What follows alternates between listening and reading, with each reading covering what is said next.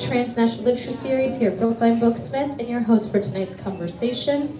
I want to open up the space by saying thank you for coming out tonight. The Booksmith has been around since 1961, and that's because of our wonderful community. Your support means we can keep having events like this, so thank you again.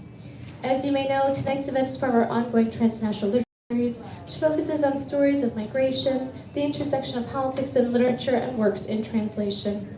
If you enjoyed tonight's event, please check out our full events lineup online at brooklinebooksmith.com so you don't miss some of the amazing authors we have coming up this spring, both virtually and in store. You can also follow us on Instagram for updates. Toward the end of the event, we'll leave about 15 minutes or so for an audience Q&A, followed by a signing. We have copies of tonight's featured books available over at the register. And please take a moment to silence your cell phones. I think that takes care of the business end of things. Now I'd love to tell you a little bit about our guests. Tonight, I have the very great honor of introducing Iman Mersal and Elizabeth Brogden, here to discuss and honor the release of Motherhood and Its Ghosts and Traces of Eniyat, two brilliant works of creative nonfiction retracing and exploring the lives of women from one of the preeminent writers of the Arabic-speaking world. Iman Mersal is an Egyptian poet, essayist, and translator, a professor of Arabic language and literature at the University of Alberta. She is the author of 5 books of poetry.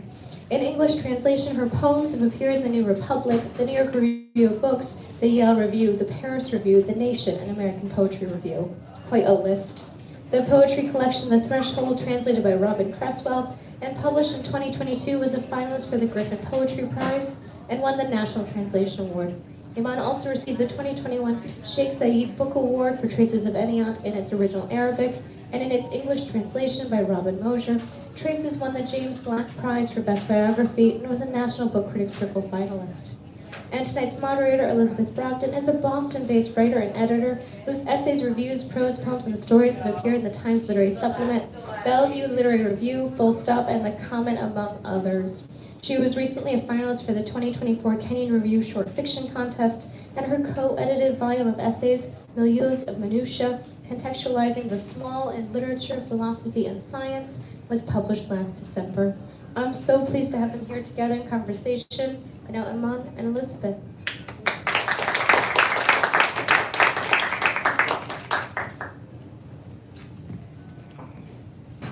Is this on? No, you don't have to. No. Okay. First, it's such an honor to be here and to be talking to Iman, whose work I have admired for such a long time, and actually know that Iman is known, created her reputation as a poet, but I actually came to her work through the nonfiction. So her 2 books, Traces of Eniyat and Motherhood. And I sort of just want to start with Traces. And I want to start, those of you who have read the book know that it's sort of impossible to describe in terms of genre, tone. It's an amazing sort of miscellany, and I think the easiest way to think about it is as a love story between Iman and Inayat El-Zayed, who was an Egyptian writer who committed suicide in her mid-20s in 1963. Is it correct? And sorry, this is so I wanted to hear a little, and Motherhood also, I think, can be described as a love story. We'll kind of get to that later, but I wanted to know if you could just talk a little bit about sort of how you came to know of Inayat, and then also your journey and what captivated you about her, and just kind of how you found her, and then what the book, represents in terms of coming to know her. Thank you for coming. Thank you for coming first. In 1993, I was a young poet, I guess, trying to find her own voice in Cairo, when I came across a book called Love and Silence, Al-Hub wa Samt, written by an Egyptian woman or an Arab female writer whom I never heard about before, despite the fact that I studied Arabic literature and of course was a grad student. So this was the first thing that took my attention. The book was like for £1, so I bought it anyway. And the name of the author was Inayat Zayat. Zayat also is a family name of a very famous Egyptian female writer. Her name is Latifa Zayat, who was like very an activist in the 40s against the British colonialism and feminist and a translator. I mean, she is an important figure in Arabic literature. So the first thing you would think about is that Inayat Zayat belongs to Latifa Zayat. I mean, she is a cousin, a younger sister who tried her hand in writing. For my surprise, the novel was so, I mean, I don't want to use the word beautiful, it's striking because I felt it's the first time that an Arab female, modern Arab female writer is speaking to me, talking about, you know, insomnia, depression, internal journey towards something that she can't find.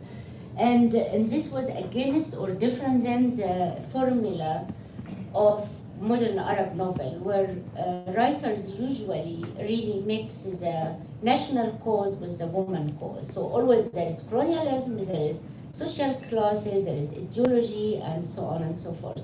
So I loved the book, and when you fall in love with a book, it becomes part of your really like you know, relation with life. I mean, for readers, I started to ask the question, who is Inayat?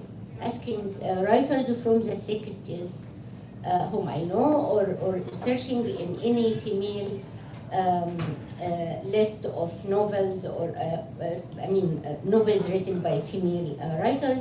Her name did not exist, and this made me so curious about the book. However, asking so many questions, I didn't take it seriously until maybe 2014, when I started really to search in the archive and try to trace here in the geography of Cairo. Yeah. Amazing.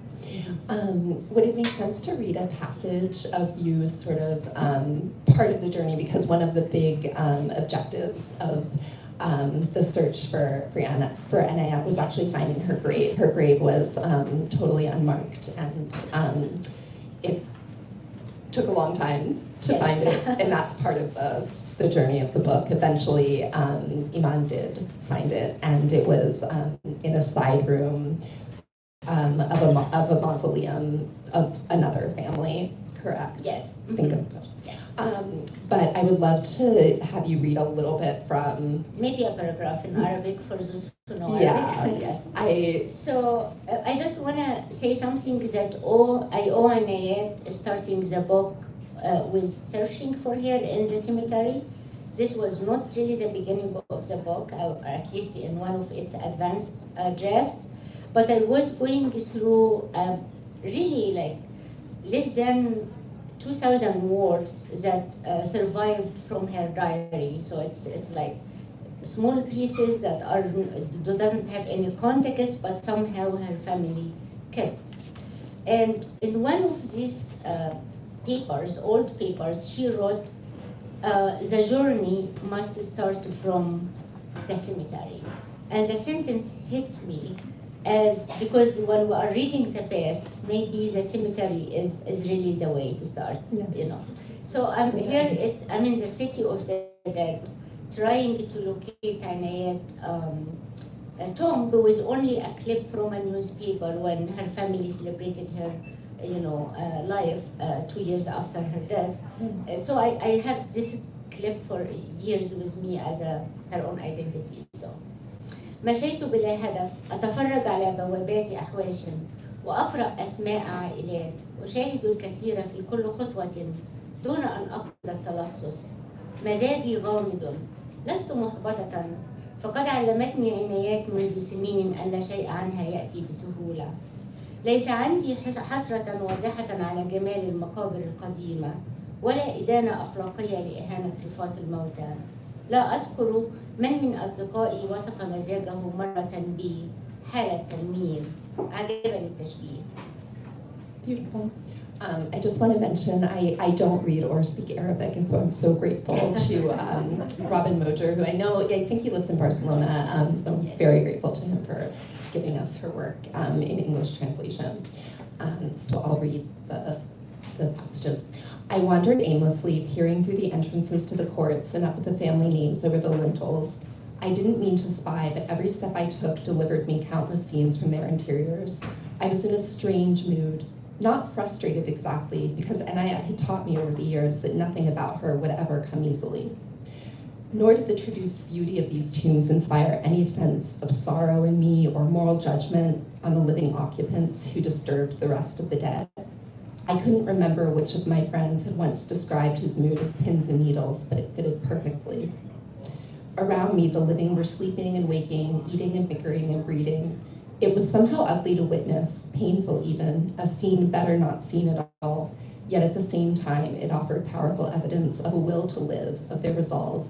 Passing by the incised names, bedrooms, kitchens, and washing tubs all open and spilling into the street, the electric cables strung tight across Kufic calligraphy, and every soul shall taste death. My initial shock shaded into familiarity. Cactuses next to dry flowers, next to mounds of rubbish, the smell of piss and fried garlic, barefoot children scampering, one in an Adidas t-shirt, a gas range set on a grave, a washing line slung from tree trunk to marble headstone, Mayada al-Hanawi singing I Adore You, and despite the chill, beneath a tree that fronted the green of a finely wrought iron gate, a knot of men all smoking in their underwear, white shorts and vests, and nothing else besides, as though lounging by an invisible seashore. So that's the passage when you are in the city of the dead looking for her grave, and you actually end up not finding it during that trip. It takes a number of years. But I think that the way that this book is not only about your search for Enaya in sort of uncovering her own history, but the way that your relationship with her, I think, opens up or is also about your love for Cairo and the sort of like optative energy of youth that you, because a lot of the book is about remembering, the time that you were studying in Cairo as a student and that sort of, that moment in your life when everything felt possible and there were sort of so many paths that could, be open for you. And to some extent, I think that you recuperate some of that during the course of trying to locate her.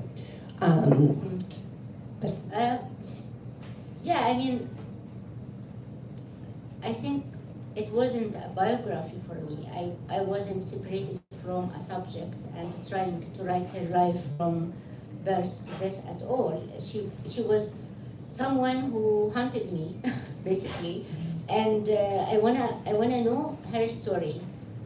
But also the absence of archive about her, which is big part of the book, why this archive was destroyed, or why were she excluded from the canon of Arabic literature or female Arab writers.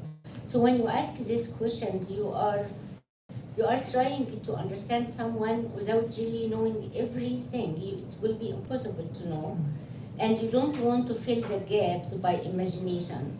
But in certain moment, I thought that Cairo geography, the overlapping and moving in this city between us, she in early 1960s until her death in 1963, and me in living in Cairo in the 90s. And actually, some of the fascinating details I found that the house where she lived and committed suicide was just 2 streets from where I was living in Cairo.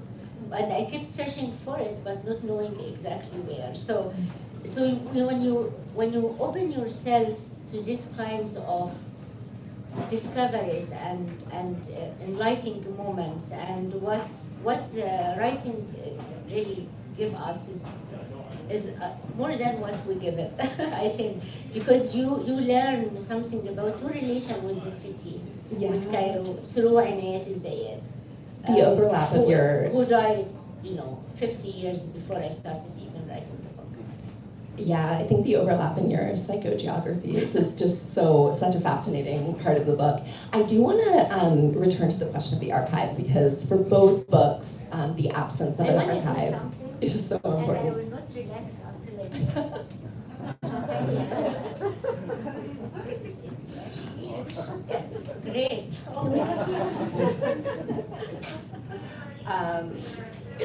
So, yeah, in Trace's, Anayat she actually committed suicide after Love in Silence had been rejected by the publisher. Not to say that, that was the reason per se, but it was immediately in the aftermath of that rejection that she took these sleeping pills and died. And so she's been sort of excised from the canon of Arabic literature, and then for In Motherhood, we're kind of dealing with a single photograph that Iman has of her mother, because it was not, she grew up in a time in a social class in Mansour where having a camera at home was not a normal thing. Which is kind of, I think, kind of really astonishing for us today, because we think of this perpetual recording of images as so central. But I do want to hear a little bit about how, the catastrophe and the gift, as you've talked about, of the absence of the archive. With Anayat, I think she wasn't part of the Arabic canon, the canon of Arabic literature, but you had hoped that her papers would still be intact. And then when you met her family and asked them about it, you realized that they had actually destroyed much of her personal correspondence, diaries, etc. And there's a really moving passage in the book where you actually describe how paltry this archive is. It's something like 1,500 words in total.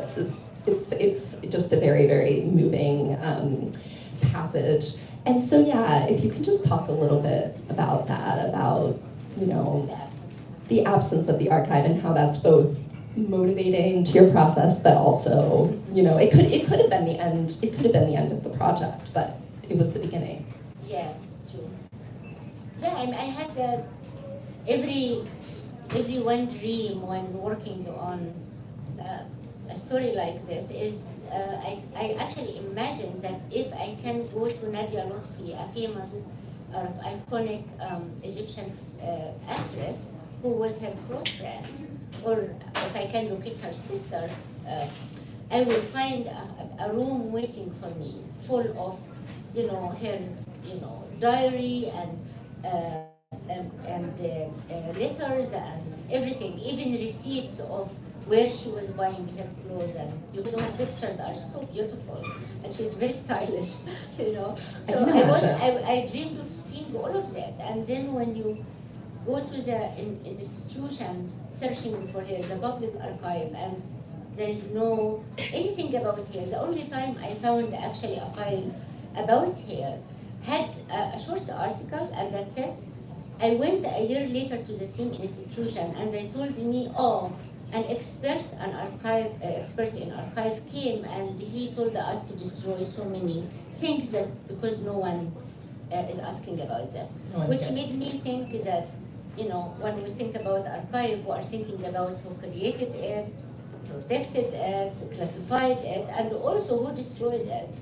So, and then meeting Nadia and the family and not finding this dream archive, at the beginning you feel shocked and frustrated and sad, but I had this idea once, like, wait a second, why do I need a ready-made archive? I mean, this woman wrote a novel that was rejected. So what is the cultural institution looked like during Gamal Abdel Nasser to reject her novel? And so many other female writers like here, it's not just Annie. They kept telling me that she took these pink pills and she committed suicide and she was sleeping in her bed. Like, people create mythology about all of these traumas, and I just asked the question, what is this pink pills? What was the treatment of depression in Egypt? And psychiatric help a woman like her would get. What is the politics of a bourgeoisie family? What does it mean to go to German school and to be able to write in German much better than Arabic and to have to learn Arabic to write her only novel. All of these questions were, I was so really fascinated with just to know. So here it's like okay, the archive is absent, but our well to know is really what can create, like things we never thought about to get to know the whole culture and social class and also mental health, of an age. I think that's such a fascinating aspect of the project because, yeah, she suffered from depression, was institutionalized for a period of time, and it was considered a shameful thing within her.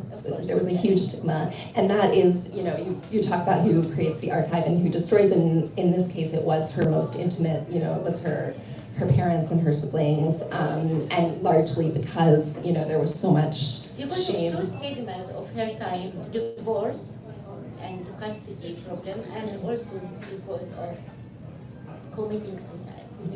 Yeah, I should mention that she was divorced and had lost custody of her son, and I believe he was 5 years old at the time, very, very young. And he also later ended up committing suicide. This is what I found. Yes, it's interesting how it also becomes a story of kind of that legacy in a way.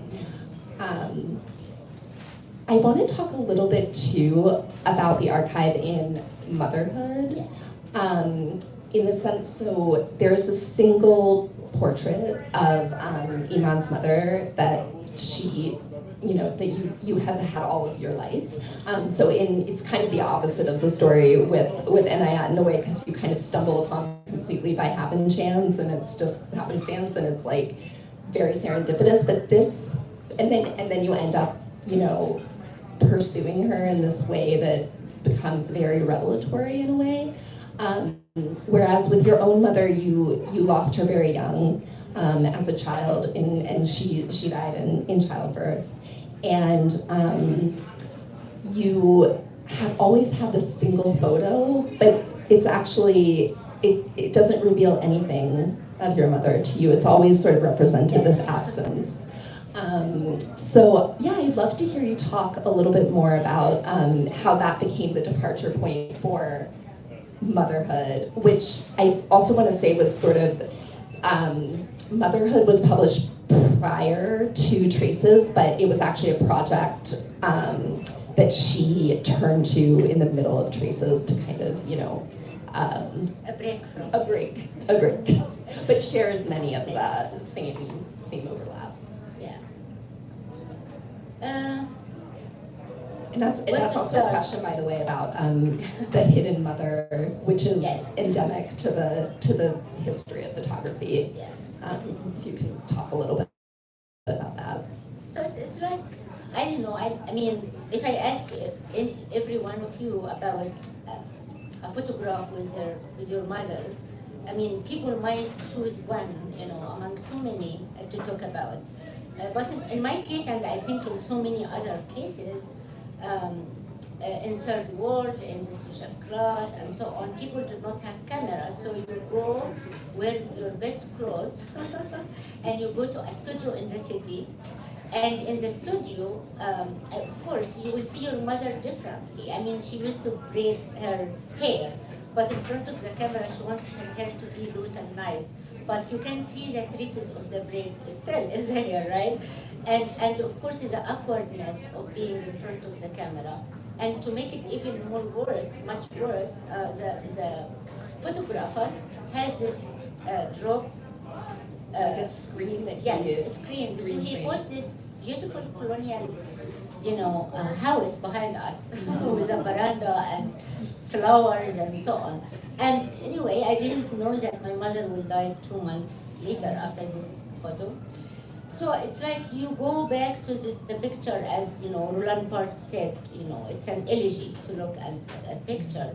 It's kind of really remembering what is vanished, and so my mom vanished, but the picture did not carry anything, any picture from what I remember about her. And this is really the beginning of my interest in both photography and motherhood too.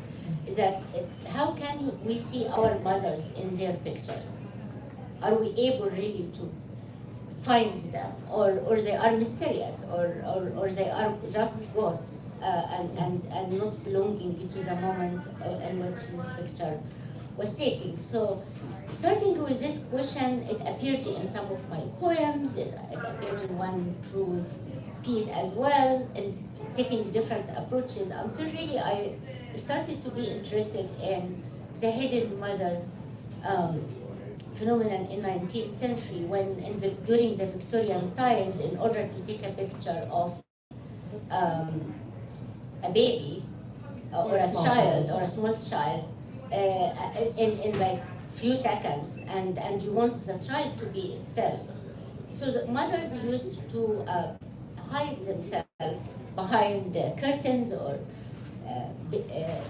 tablecloths or whatever, and hold the baby so the baby can look, in the center of the picture.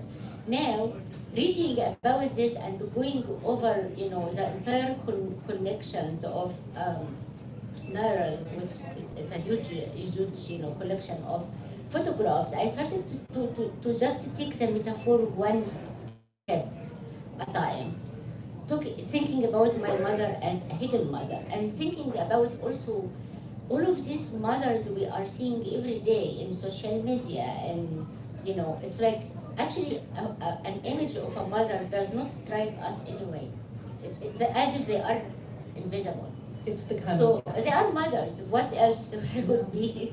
We have an image about a mother, and if the photo or the image of the mother in the picture does not cause any contradictory with the image we have, she is just a mother. When do we look at mothers really with interest? When there is something that is making us think about it once more. When there is a scandal, when the mother is Demi Moore in a cover of a magazine naked while pregnant, because motherhood and femininity and sexuality, they don't work together well. It's so interesting too, because you talk about the Demi Moore photograph, which I guess was in the early 2000s or late 90s. 1991. Okay, the early 90s. Yes, was a revolution, and lots of mothers tried to also imitate this. It's so funny to think of it now that it was a scandal, because it's become totally banal, Exactly. that kind of thing. But What I'm trying to say is really a metaphor, like the hidden mother photography in 19th century can actually open doors for you to think about your mother as a ghost in her own picture. We can talk about this invisibility of mothers. It has to be an instrumental mother to be recognized by a story, by a scandal, by something that contradicts motherhood, and it goes on and on. And this is also something I love about the process of writing. Like, you never know what will happen. You just throw the question and you are after it, and God knows what will happen. if you are stumbled, on something really inspiring that can open so many doors to think about your subject differently. Yeah. Yeah, I think that's a really good point, that, I think people have this idea that you start off with a subject and you know exactly what you're going to write about, and that's the thing that, you have a project in mind, and it's so often not the case. Or you discover the subject as you're writing. And I actually, that segues really nicely into a question that I have about genre, because it is so impossible to categorize either of these works in terms of genre. They're just dealing with such a wealth of primary source material. They have such different, they go through such different sort of, modalities and tones, etc. And I do see, when I first encountered Traces in particular, I was thinking a lot about this, I don't want to say trend because that sounds, but a kind of a movement towards blending personal narrative with historical biography, usually of a forgotten figure. and I saw Iman as very much in the vein of writers like Natalie Leger, Doriani Griaffa, who wrote A Ghost in the Throat. And there are like a million more titles, but I did want to hear you talk a little bit about how you see yourself in conversation with this sort of contemporary literary landscape, you know, in not necessarily in Arabic, but also in English. And I mean, this is something that's also happening. I think I just heard about a book that's coming out in French that is like along the same lines. But I'm curious to hear what you think about why this particular iteration of life writing seems so relevant right now. And I see. I really think at least when I was writing this book, I was just searching for my own voice and trying to find my position in telling the story of Anayat with all of its, gaps and things that are not solved and so on. So while you are doing this, you try different things. I tried the form of what looked to me as a biography at the beginning, but it was obvious that I'm not interested in writing a biography about her. It wasn't an academic work. It wasn't blah, blah, blah. So what else? I think you get this enlightening second that actually I'm fascinated with my search for her, with the journey itself, with two women who never met, and one is haunted by the other. One of them is dead. She can't speak for herself.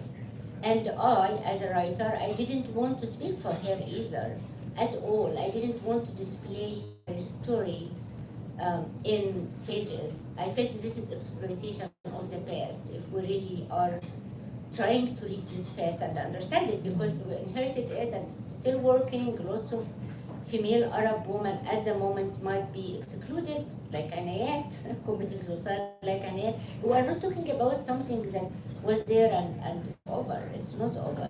So for me, this structure was really and also I'm fascinated with different languages in one book. I mean by languages here, the language of personal law and custody case in front of the court in the late 50s, and the language of mental health treatment. What did I write? And the language of the iconic Nadia Lutfi, the actress, both of us drinking whiskey, very late in the night, smoking like crazy amount of cigarettes, and she is telling me all about her life, and her life is entangled with Anayat, so in everything Anayat would come. And all of these languages were just so fascinating to me that to tell a story of someone, it's not my language only, it's not her language only, it's actually this archive of languages too, that we can bring from the past and see them in light of each other. yeah, and it's so interesting because I think part of what you found over the course of writing Traces is that the people who were ostensibly closest to her, so Nadia Lutfi, who was an Egyptian actress, and her family, those aren't actually the places that you find the most insight. Yes. Yeah. Because they had to reconcile with the idea of the sister or the friend who committed suicide and with guilt and so on. So they paint a particular picture. But when I digged behind this, I found what I could find. Yes. I could find, yes.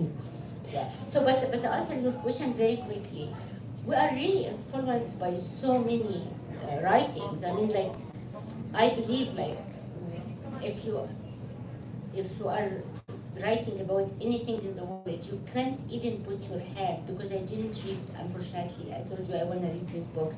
But I felt actually that I was influenced by someone like Patrick Modiano, by W.G. Zibald, by their courage to bring different languages, documentation of Holocaust with their own family history, with their relation with different cities.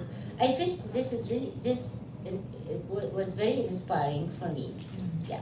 But and of course I was very scared that this book will be a joke because I didn't know where to place it in whatever genre or whatever. So but thank God it's not a joke so far. It's a very serious book. Serious.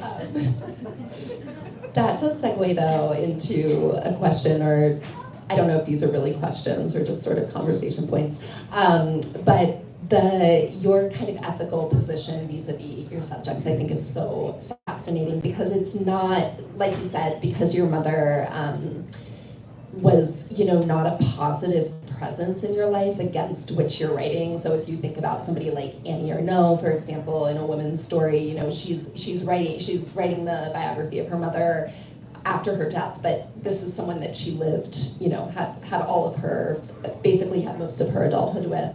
And then so it can't be that because, she was not, you lost her so young.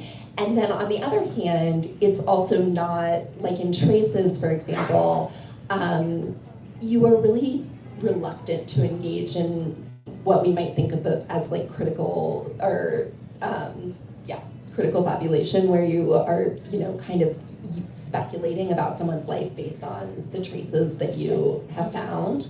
So yeah, talk a little bit about your kind of ethical stance vis-a-vis your subjects. And I also, there's also a moment because Motherhood ends with an epilogue addressed to your son, actually, where you say that, it is to understand Yusuf, if only a little, that I've written this book. And it is this extraordinary act of empathy, both of them, and identification in some ways. But at the same time, there is this real, I think, kind of, reluctance to really enter their interiority or to represent it. In fact, there are moments in Traces when you do a little bit of imagining, a scene or something that Anayat might have been a part of, and then you apologize for it. You feel sort of like I don't have the right to do this. Like I imagine, and that's that has a kind of, it's not necessarily an ethically neutral, or it's not ethically good. So yeah, I would love it if you would talk a little bit about your ideas about the narrator's, ethical position vis-a-vis the subject. The ethical question comes really during a certain point. It doesn't come before. It's founded while you are working on a project. So as I said, with Anayat, I felt like it will be a kind of exploitation to take her as an example of something. Like when you write a book, taking a female, writer as an example of female Arab writers who were oppressed. I mean, she is Anayat. I want her to emerge as Anayat, as I see her at least, and to speak to herself. I didn't want really to put myself even in her shoes at all, as biographers would say. I didn't.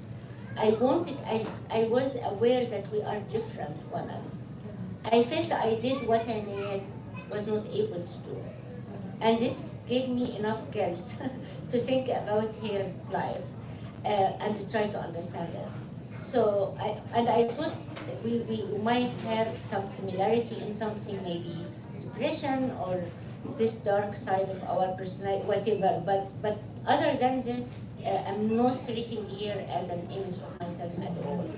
And this, I think, is a way to show, to respect someone and to make her emerge as and it could be also a different Anayat with different people who might read the book or search for her. With motherhood, it was actually a different story because now I wrote these 2 chapters in the book. One is about motherhood and violence, and the other one how to find your mother in her photograph. And it was like I was safe writing these 2 chapters because I'm relying on literature, on theory, on criticizing Western feminism in the way they treat motherhood, blah blah blah. So it's like, okay. And then suddenly there was this like breaking weak moment, your own want, if I can say. Like you have self-confidence where you are treating these subjects, but your wound is somewhere else. Is with the death of my mother when I was 7, and was with my son struggling with mental health when he was very young as 7, 10, and so on. And then, in order to reach this wound, the ethical question came along. How can you talk, especially about a son and mental health and difficulties? But you must talk about it, or what you are doing is absolutely lacking something important. This what moves you toward all of these topics in one hand, and women don't share this. And when they share it, they might be explicit. I don't want to do that, so how can I do it? So I tried also my hand in so many formats until really I thought about dreams and my diary. And why don't I read my diary? And of course, there will be selectivity, some editing, lots of things will be excluded, absolutely. But at least when you are displaying some interest from your diary, you are responsible for this. This is me talking about the whole thing, and I might be absolutely wrong, right? Take it as a mother is talking about this experience with mental health institutions, with the schools who label migrant mother with accent as she must have something wrong. And I want also other mothers to know this. Like they would come to your house expecting, a drunk parents and a dysfunctional family, and it's not the case. So it's like, so why do they expect this at institution? Because I talked to them in the phone, that's all. There was nothing else to make them expect a problem, right? Besides the accent. I want really this story that also being a mother in foreign language is something not everybody understand. And of course the institutions, either it's schools or mental health institutions, they don't understand. There's a really moving passage in the motherhood. I think it's You can finish. Oh, I was just going to mention when there was a group that they organized in Edmonton for postpartum depression, and you were one of the only. I think there was only one other mother there who was not Canadian. Yeah, and it's just I think that's very true. Trying to raise a child in a foreign environment creates all of these kinds of institutional problems. How are we for time?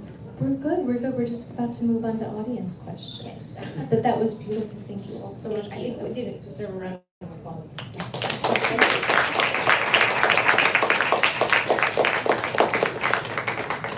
Wonderful. So we have time. Oh, and we've already got questions. Wonderful. Hi. So my question, in your journey of searching about Inayat, I feel like I'm just curious to know what you discovered about yourself, because I think the journey of looking for Inayat was also a search for something personal about yourself. And my second question is about documenting our life. What's after finding how many pieces is missing in Inayat's life, even from the people very close to her. How does this affect you, your idea about documenting your life or being mindful about what's happening and how to leave these stories to your children after a long time? So this is my two questions. Thank you. Yes, Anayat was really very, she gave me more than what I gave here. There are so many articles talking about bringing here to the canon of Arabic literature. Her novel is in the process of being translated into English now, all of that. But I think she gave me a great gift, really. And it was a way to think about my life and also my city, Cairo. Because I think when you leave your country for so many years, you go back every time. You take note that this beautiful cafe is not became a shoes store. This bookstore is closed that become blah blah blah. You know what I mean? It's like your city is vanishing, especially with such a regime and who is really destroying what we know as Cairo. And to give you an example of it, the cemetery I'm describing here, I thought it will be there forever. It doesn't exist. This quarter where I took pictures of and I documented with video and so on, does not exist anymore because our government is making highways, so they actually demolish big part of the Mamluks cemetery. So what I'm trying to say is you are discovering your relation with the city. There was a necessary to reconcile with some traumatic events that took place in my life before I left Egypt and so on and so forth. And I think the closest I can do to reach this was my search for a name. As for archive, I think the archive is the question of the person who is searching, not the person who is subject of search. Do you know what I mean? Like, so actually, this book did not make me any better with my own archive. Like, I have drafts of my work everywhere in 2 continents, and losing things, all the time and so on. Because I feel if someone has a question about you, he will find you. I mean, they have to go through their own journey. There is no such a thing as ready-made archive for future. Maybe there would not be any important question about me in the future. Like, I mean, even to question someone's life, you have to have this power after your death to make someone ask a question about you. I'm not sure if this is the case, so I don't care to make it short, which is really funny because people should at least keep some nice material for after. Coming up to you.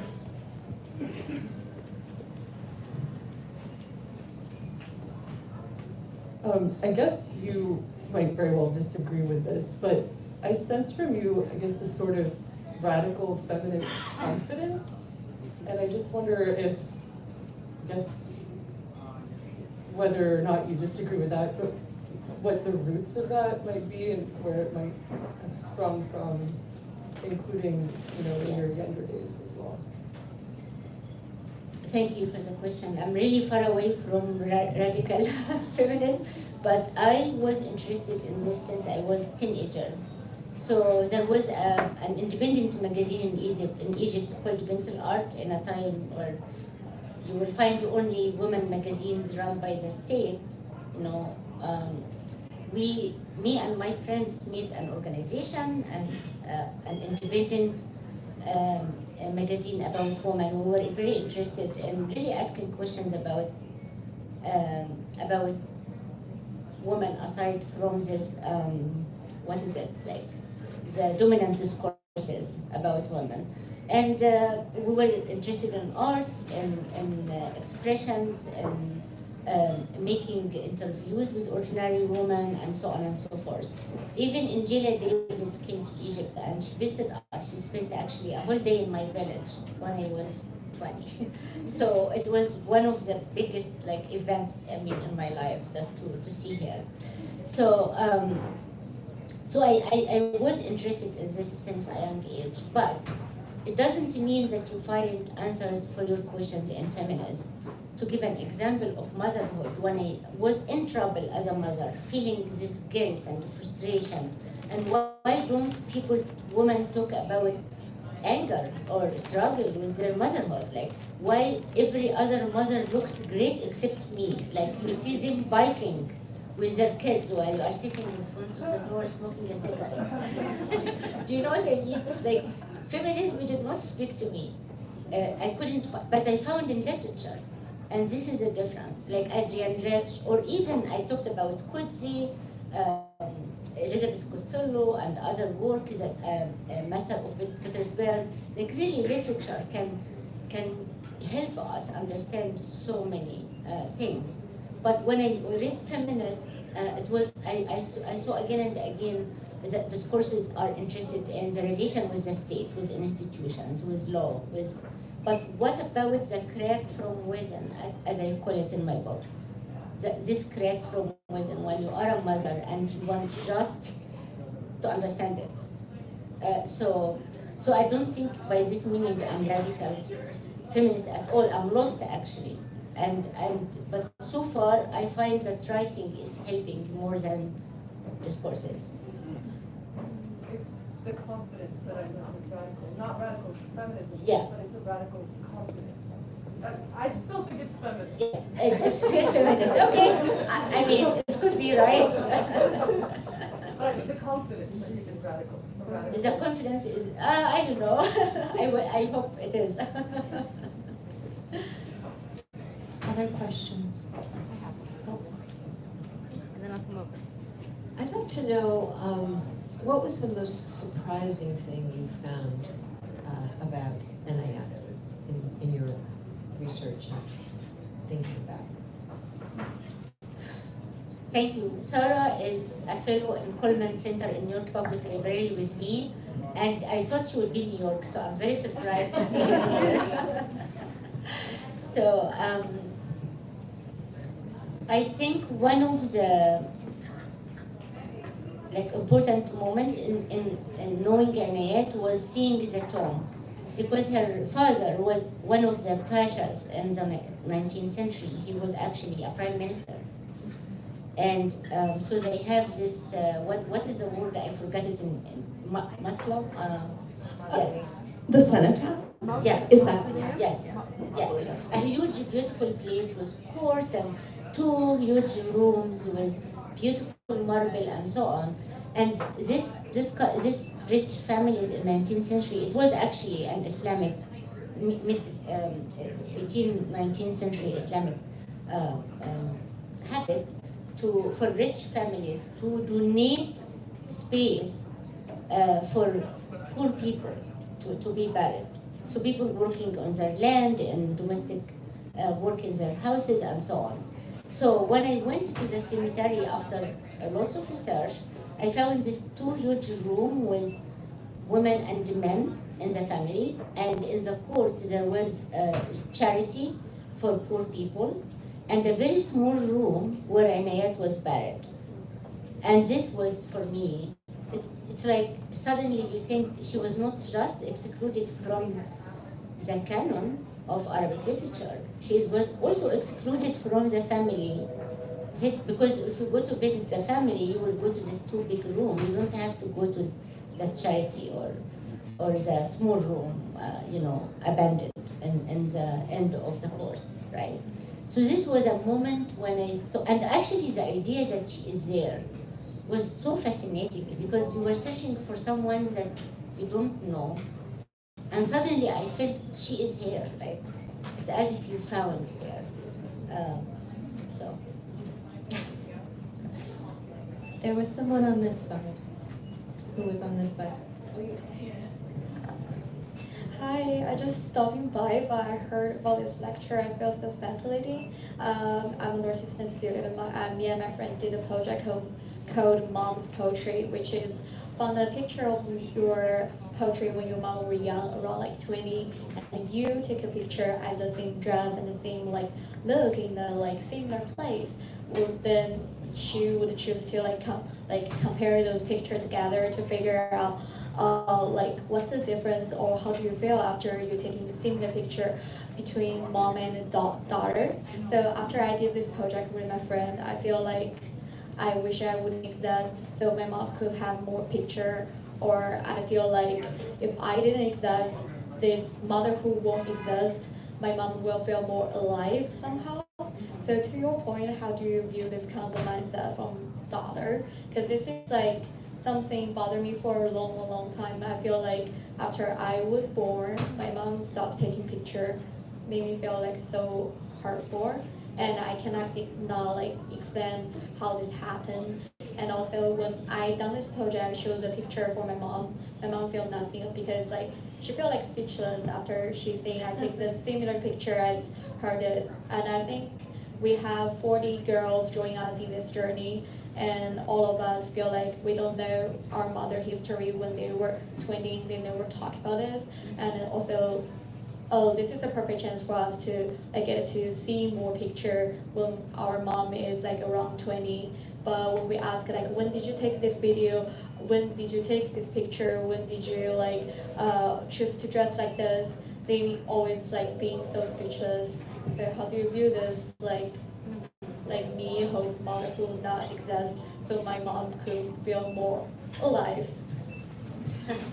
I mean, it's a great question, really. I'm not sure if I have an answer. I mean, I can throw a few ideas and back to 19th century photography. Think about the Syrian mother as, you know, sacrificing themselves in order to have this perfect image of their babies or young children, right? And sacrifice and the hiding is really part of the dominant discourse about motherhood. Like it's like a mother is, you know, a candle that is burning so her kids can blah blah flourish and so on. But you can think about it also as a question of identity for a mother. Like it seems like in most cases the mother, being a mother as an identity, can swallow everything else. You know what I mean? Like become the center of everything. And I mean, it's a choice and everything, but if you don't want to make this choice, you are messed up for a while. You are trying to make sense of all of these other identities that you have been carrying, right? In the light of a new identity that came to rearrange everything, which is motherhood. So I think it is. Swallow, because you feel like the love for mother is so unconditional because they swallow everything outside of the mother. Yes.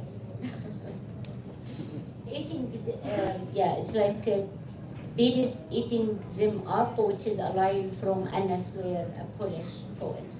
She was talking to her child like, don't eat me up. Yeah.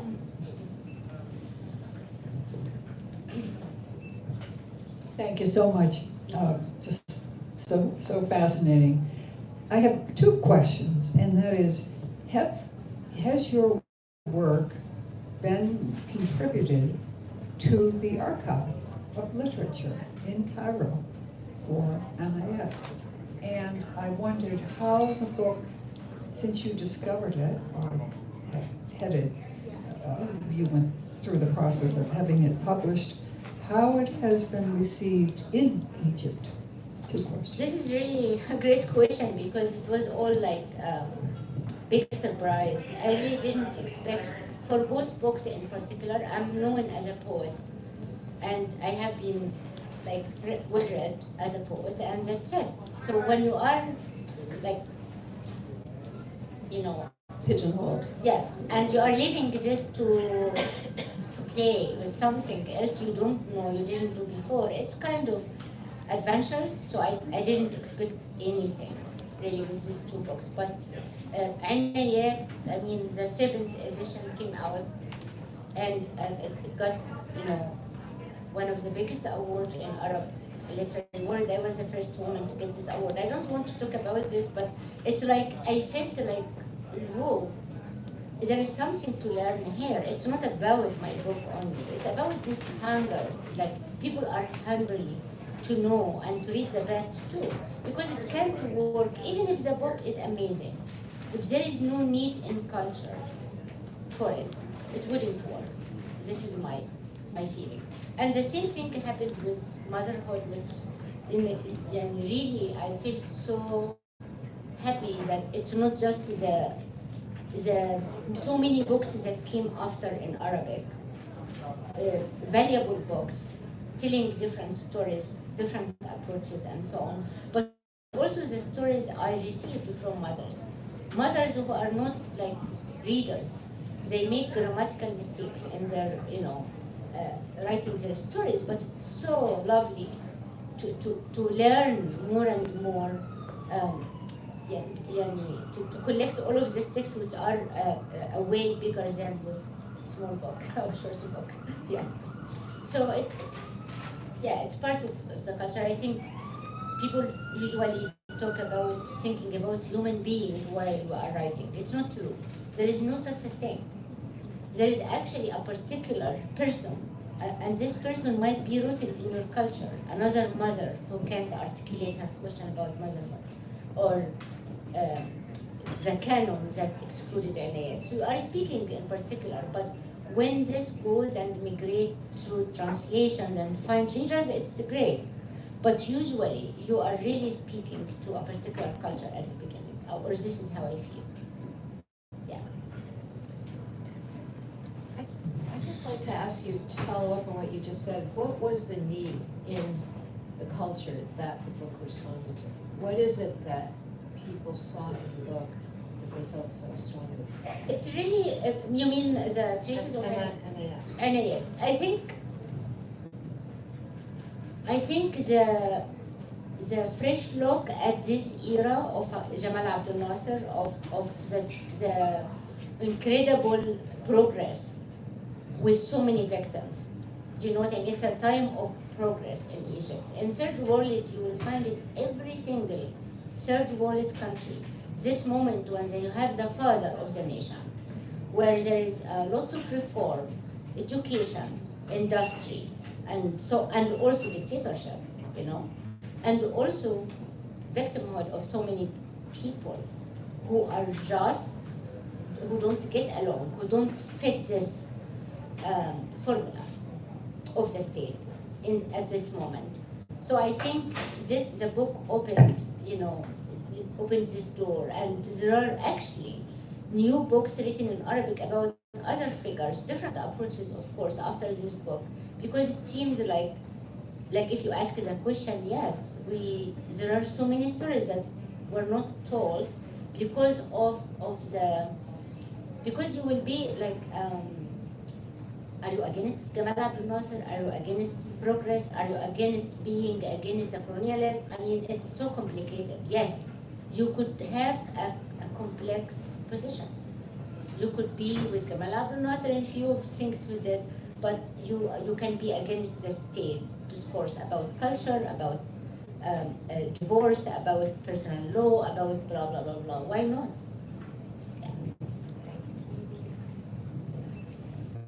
I could probably take one more burning question. No, okay, none are burning. That's okay. Thank you all so much. Those were incredible questions.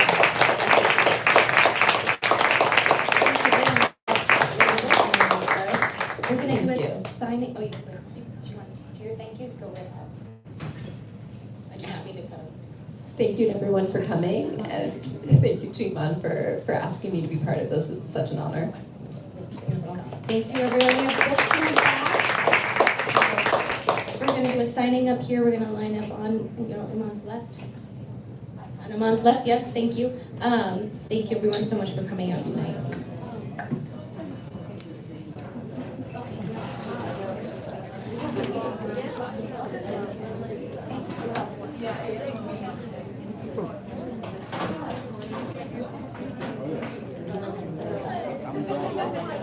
Going up. Oh, you're there you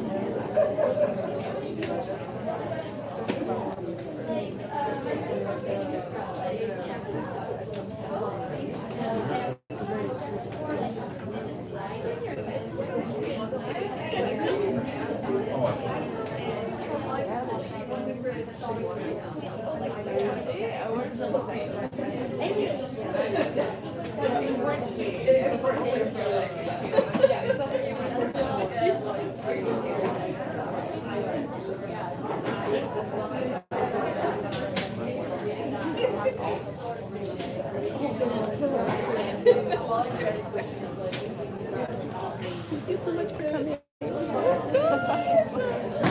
The conversation was just so neutral.